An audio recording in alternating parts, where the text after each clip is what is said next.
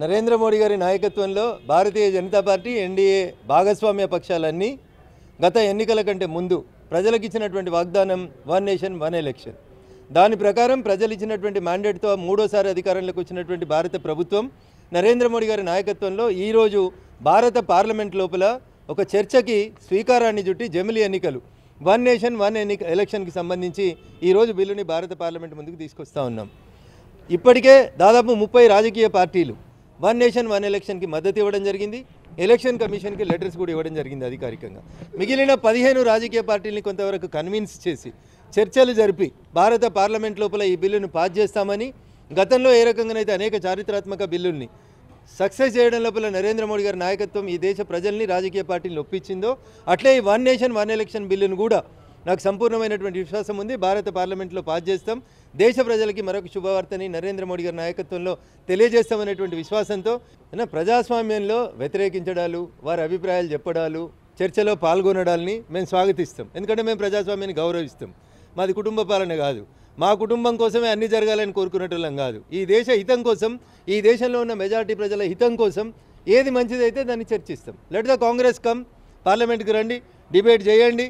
దాంట్లో ఉన్న మంచి చెడ్డల్ని చర్చించిన తర్వాత బిల్ పాస్ చేద్దాం, which is good for the party. Congress party అధికారంలో ఉన్నప్పుడు ఈ దేశానికి స్వతంత్రం వచ్చిన తొలినాళ్లలో 1952, 1957, 1962, 1967 4 సార్లు అసెంబ్లీలకి, పార్లమెంట్లకి అన్నింటికి కలిపి ఒకటేసారి ఎన్నికలు జరిగినాయి.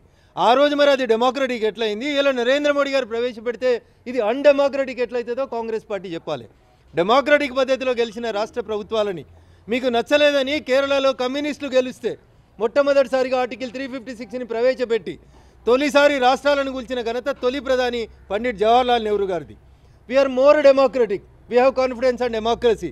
ప్రజల కోసం, ప్రజల ఆకాంక్షల కోసం మేము ఇచ్చిన హామీలను నెరవేరుస్తాం. అనేక చారిత్రాత్మక బిల్లుల్ని భారత పార్లమెంట్లో నరేంద్ర మోడీ గారి నాయకత్వం లోపల పాస్ చేసినాం. రేపు జమిలీ ఎన్నికలను కూడా పాస్ చేస్తాం. ఎవరు ఎన్ని మాట్లాడినా అల్టిమేట్గా temple of democracy is parliament.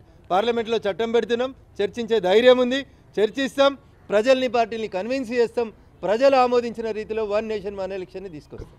అన్న తెలంగాణలో ఒక సామెత చెప్తారు, ఆడలేక మధ్యలో ఓడిందని ఎడుస్తారంట. ఎన్నికలలో పోటీ చేస్తే, ప్రజలు ఓట్లు వేస్తే, ప్రజలు అధికారం ఇస్తే మీరు అధికారంలోకి వస్తారు. ఎలక్షన్స్లో పాల్గొనడానికే భయపడేటువంటి పార్టీల గురించి మనం ఏం మాట్లాడతామన్నా? You come before the public. మీరు చెప్పుని వన్ నేషన్ వన్ ఎలక్షన్ ఎందుకు వద్దంటున్నారు?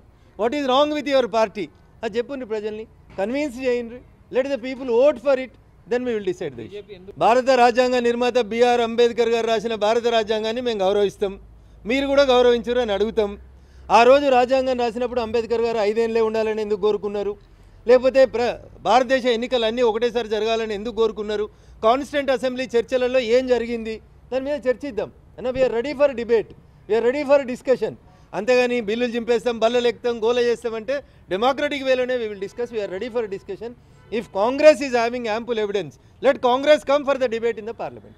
అసలైన తొలి వెలుగు. ఫాలో వాట్సాప్ @తొలి వెలుగు official.